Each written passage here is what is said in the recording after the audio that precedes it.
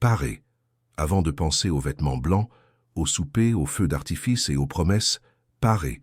Ne franchissez pas la porte du nouvel an en portant dans votre maison ce qui a été fait pour vous retenir dans le passé. Si ce message vous est parvenu à cet instant précis, ne le traitez pas comme un hasard. Le passage de l'année est un seuil, et un seuil est un territoire. Et un territoire, dans l'invisible, est une dispute. Archange Michel n'envoie pas de message aux curieux. Il n'apparaît pas pour inspirer quelques secondes et ensuite disparaître. Michel se manifeste lorsqu'il y a un risque. Risque que vous répétiez un cycle. Risque que vous entriez dans la prochaine année avec la même énergie, juste avec un autre numéro au calendrier. Alors je vous demande une chose simple. Respirez. Et regardez autour de vous maintenant pendant 2 secondes, comme si vous voyiez votre maison de l'extérieur. Quand vous regardez votre maison, vous ressentez la paix, ou vous ressentez un poids sans nom? Vous sentez la vie avancer, ou il semble que tout commence et se bloque? Vous sentez que les choses coulent, ou vous sentez qu'il y a une main invisible qui retient? Parce qu'il existe un type de malédiction qui n'arrive pas comme un film d'horreur. Elle arrive comme une répétition. Elle arrive comme toujours la même histoire. Elle arrive comme une porte qui s'ouvre et se ferme, mais vous n'entrez jamais vraiment. Et Michel révèle aujourd'hui quelque chose que beaucoup de gens ignorent. Une malédiction a besoin d'un crochet. Une malédiction a besoin d'une permission.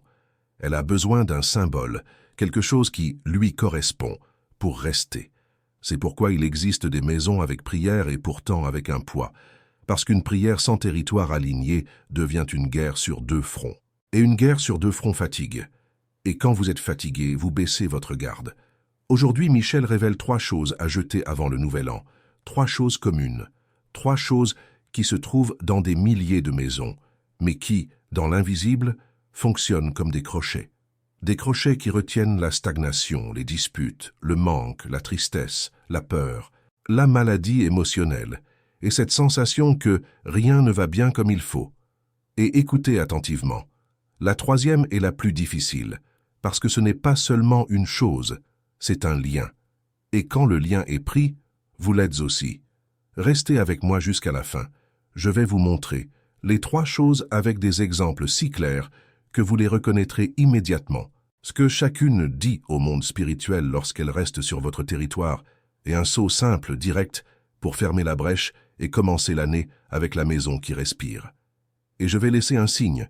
Si vous faites cela vraiment, sans faire semblant, sans négocier avec la résistance, vous remarquerez un changement en moins de 7 jours. Ce n'est pas un spectacle, c'est un alignement. C'est un territoire propre. Légitimation. Michel en action, guerre spirituelle. Avant de vous révéler la première, comprenez ce que cela signifie. Michel est gardien de territoire.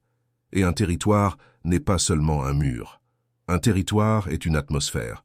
C'est ce que vous tolérez, c'est ce que vous répétez. C'est ce qui reste dans un coin et que vous faites semblant de ne pas voir. Michel n'est pas seulement un joli nom à prononcer quand vous avez peur. Il est le prince de la milice céleste. Épée là où il y a une coupe, bouclier là où il y a une invasion, lumière là où il y a tromperie. Il est la force qui sépare ce qui est à vous de ce qui ne l'est pas. Et voici une vérité qui fait mal, mais qui libère. Michel ne se bat pas pour vous tant que vous hébergez l'ennemi dans le salon. Il protège, oui, mais la protection n'est pas une licence pour l'accommodation. La protection est un partenariat. Vous faites le nettoyage. Michel garde la porte. Pensez avec moi. Il y a des gens qui demandent la prospérité avec la bouche, mais nourrissent le symbole du manque avec la main. Il y a des familles qui demandent la paix, mais laissent la maison crier chaos à chaque coin. Il y a des cœurs qui demandent la guérison, mais maintiennent un autel à la douleur, comme si souffrir était une preuve d'amour. Et quand Michel se manifeste, il ne vient pas avec un long discours. Il vient avec un ordre. Il vient avec une décision. Il vient avec une coupe. C'est pourquoi. Aujourd'hui, ce n'est pas une vidéo à s'écouter et trouver jolie. C'est un appel à la guerre silencieuse. Et la guerre silencieuse commence par ce que vous décidez de retirer. Une image pour que vous compreniez Michel à la porte. Je veux que vous visualisiez une scène, car la foi se renforce quand l'image est claire. Imaginez votre maison comme un portail. D'un côté, le passé, avec tout ce que vous avez vécu, le bon et le mauvais. De l'autre, le nouveau cycle, avec les promesses que vous n'apercevez même pas encore. Maintenant, imaginez Michel devant ce portail, l'épée baissée, non pas pour vous attaquer, mais pour couper ce qui essaie d'entrer avec vous. Il ne coupe pas votre joie, il coupe la charge, il ne coupe pas votre histoire, il coupe la prison. Il ne coupe pas votre mémoire, il coupe la malédiction qui utilise la mémoire comme une chaîne. Et là vient la question qui décide de tout. Vous voulez traverser avec la bénédiction ou avec le bagage? Parce que personne ne traverse léger s'il insiste pour porter ce qui pèse. Gardez cette image. Elle reviendra à la fin. Maintenant, passons aux 3 choses. Et s'il vous plaît, n'écoutez pas comme une théorie. Écoutez comme un commandement. Boucle, promesse de l'escalade. La première est la plus évidente, mais presque personne ne la respecte.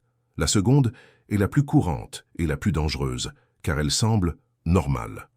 Et la troisième est celle qui retient les bonnes personnes dans des années répétées. Et quand j'y arriverai, vous comprendrez pourquoi tant de gens ne parviennent jamais à recommencer. Chose 1, le cassé qui est devenu habitant, symbole du plus tard. La première chose que vous devez jeter avant le nouvel an est le cassé que vous gardez avec la promesse de « un jour je le réparerai ». Je ne parle pas de quelque chose qui s'est cassé hier et que vous avez déjà prévu de réparer. Je parle du cassé qui est devenu un habitant.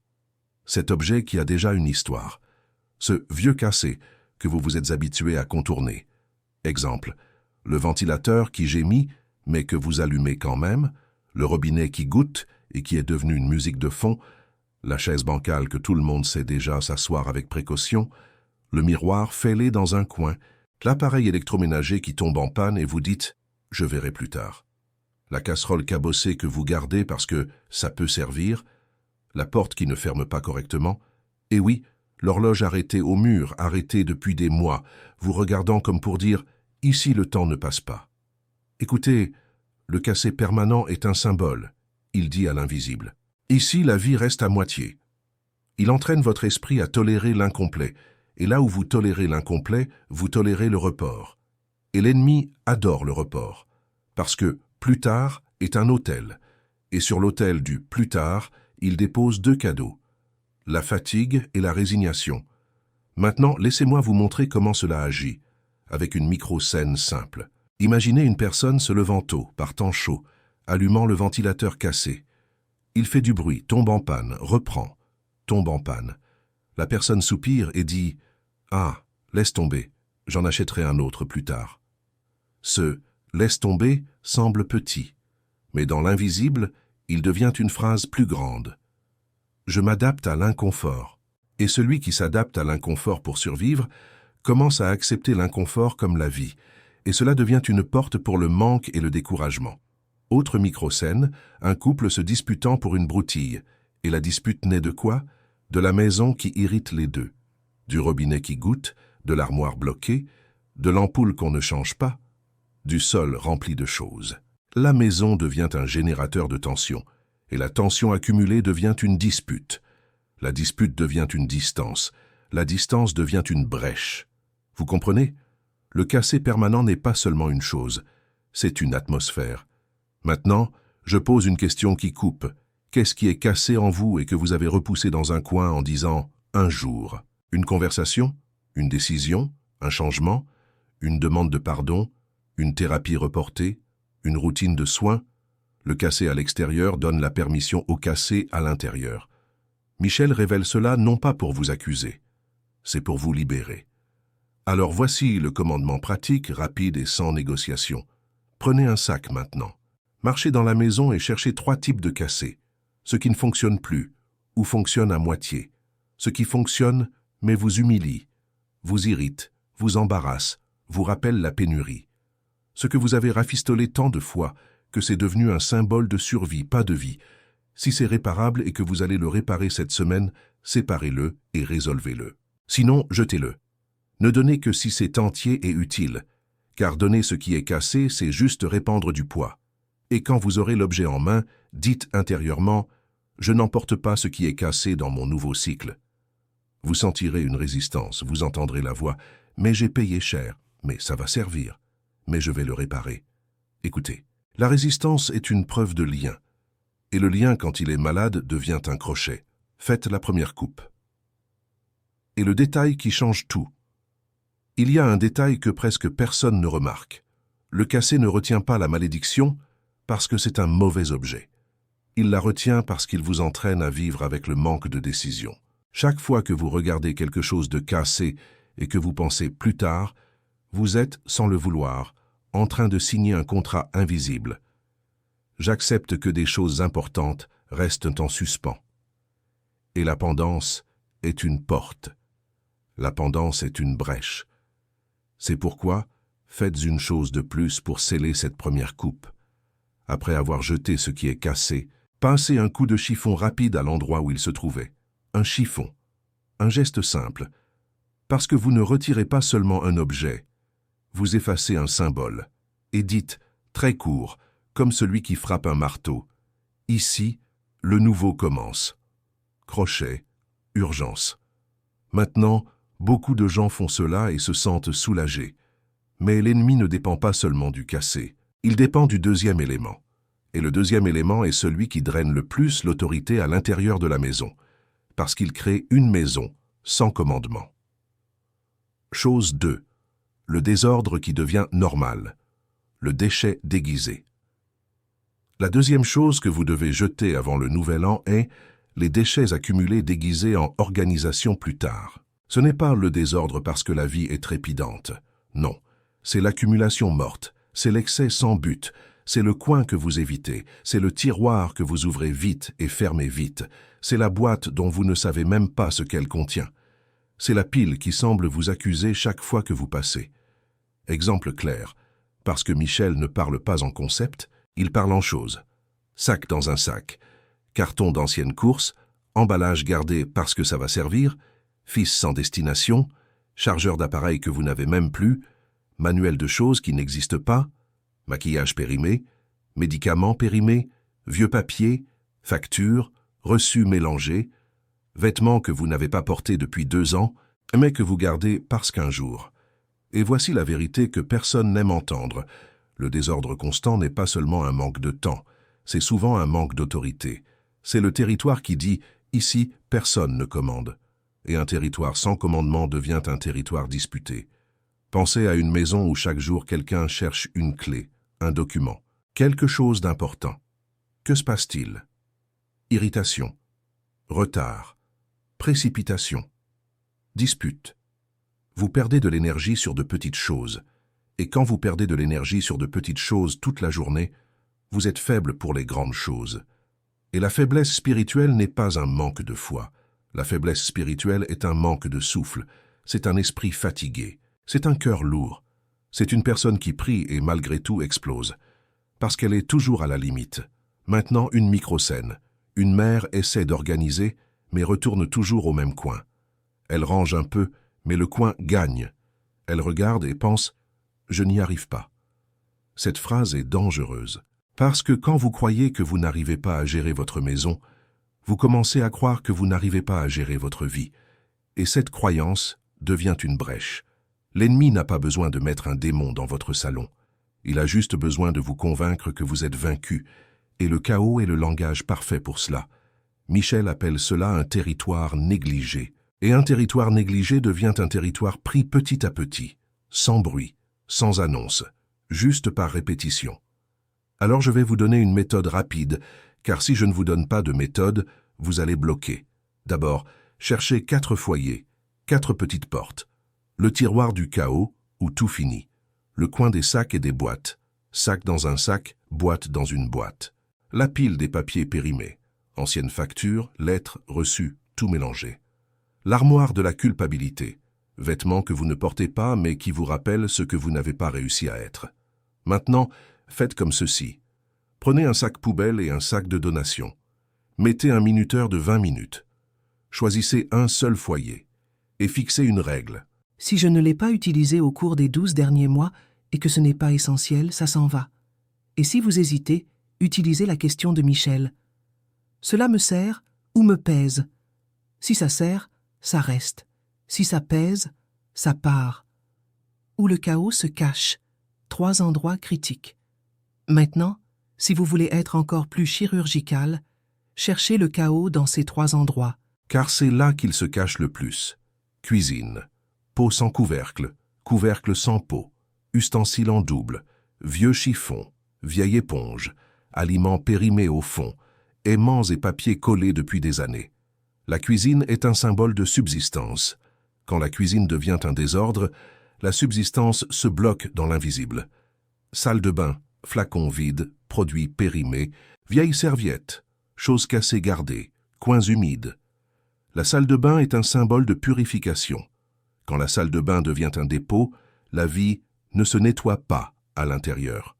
Chambre, coin de l'armoire pleine à craquer, chaise avec des vêtements accumulés, tiroir de choses intimes mélangées, objets sous le lit. La chambre est un symbole de repos et d'intimité. Quand la chambre devient le chaos, le sommeil en souffre et l'esprit ne se repose pas. Vous n'avez pas besoin de retourner toute la maison. Mais si vous attaquez ces 3 points, l'atmosphère change rapidement. Vous sentirez une étrange résistance, comme si le chaos avait une voix. Et il en a une. Le chaos murmure « Ne touche pas à ça. Ça va donner du travail. Laisse pour plus tard. Tu en auras besoin. » Cette voix est ancienne. Et Michel coupe la voix ancienne avec un geste nouveau. Quand vous aurez terminé le foyer, faites le geste du seau. Ouvrez une fenêtre pendant 30 secondes. Et pendant que l'air entre, dites « Je rends ce territoire à l'ordre. » Parce que cela change l'atmosphère. Le corps le sent. L'esprit répond. La maison commence à respirer. Appel à l'action doux. Milieu du scénario. Si vous entendez cela et que vous avez déjà pensé à un coin spécifique de votre maison, écrivez maintenant, juste pour sceller l'intention. Je vais nettoyer. Ce n'est pas pour moi. C'est pour que votre esprit vous entende le dire. Et maintenant vient le 3e élément. Crochet. Le 3e est un lien. Si les 2 premiers sont des choses, le 3e est une histoire. Et l'histoire, quand elle n'est pas guérie, devient une chaîne. Et une chaîne retient l'avenir. Chose 3. L'autel de la douleur. Objet de lien qui gêne la vie. La 3e chose que vous devez jeter avant le nouvel an est l'autel de la douleur, des objets qui maintiennent une perte ouverte comme une blessure. Cela peut être le deuil de quelqu'un qui est parti. Cela peut être le souvenir d'une relation qui vous a détruit. Cela peut être une ancienne phase que vous n'avez pas surmontée. Vous l'avez juste mise dans une boîte et appelée « mémoire ». Et ici, je vais parler avec prudence, mais avec vérité. Honorer n'est pas saigner tous les jours. Aimer n'est pas se punir. Se souvenir n'est pas geler la maison. La limite entre l'honneur et la prison. Voici une limite délicate. L'honneur est de garder un souvenir qui vous élève. La prison est de garder un arsenal de souvenirs qui vous abat. L'honneur vous fait remercier et continuer. La prison vous fait pleurer et arrêter. C'est pourquoi Michel ne vous demande pas d'effacer ceux que vous avez aimés. Il vous demande de retirer de votre maison ce qui maintient votre âme agenouillée au même jour, pour toujours. Et si vous avez peur de manquer de respect, faites comme ceci. Choisissez un souvenir léger, une photo, un petit objet, et donnez-lui une place digne, propre, avec de la lumière. Le reste, laissez-le partir. Parce que l'excès n'est pas un honneur. C'est une chaîne. Quels sont les objets de l'autel de la douleur? Des choses concrètes, visibles. Des sacs de vêtements de quelqu'un qui est parti, gardés comme si la personne revenait demain, la boîte de photos que vous ouvrez quand vous voulez souffrir, des lettres, des billets, des cadeaux, des messages imprimés, l'alliance gardée comme si c'était des menottes, le vieux parfum, la brosse, l'objet personnel qui est devenu un sanctuaire de tristesse, le meuble que personne ne touche parce que c'était à lui, une chambre qui est devenue un musée, un coin de la maison qui semble toujours froid. Et peut-être pensez-vous, mais si je le jette, je vais oublier. Non, vous n'oubliez pas qui vous aime parce que vous jetez un sac. Vous oubliez la vie quand vous transformez l'amour en prison. Autre microscène, une personne garde les vêtements du défunt dans l'armoire. Chaque fois qu'elle l'ouvre, elle sent l'odeur, pleure, referme. Elle pense que c'est du respect. Mais que se passe-t-il? La maison reste prisonnière de ce jour-là. L'énergie du foyer ne circule pas. Le cœur ne respire pas. L'avenir semble coupable. Michel appelle cela un pacte silencieux. Le pacte est « Je ne prouve mon amour que si je continue de souffrir ». Et ce pacte est un mensonge. Parce que l'amour véritable veut la vie. L'amour véritable veut la paix. Maintenant, s'il s'agit d'une ancienne relation, l'autel de la douleur change de vêtements. boîte avec des cadeaux, photos cachées, vêtements gardés, capture d'écran, messages, souvenirs, objets petits dont vous dites qu'ils ne signifient rien, mais quand vous les touchez, vous remontez le temps. Et c'est dangereux, car l'ennemi adore les voyages dans le passé. Il vous tire en arrière pour que vous ne construisiez pas devant. C'est pourquoi Michel révèle « L'autel de la douleur retient les malédictions parce qu'il retient les cycles. Et un cycle répété est une malédiction déguisée en destin. Alors faites ainsi avec courage et révérence, sans brutalité, mais sans négociation. Étape 1. Séparez les objets en 3 groupes.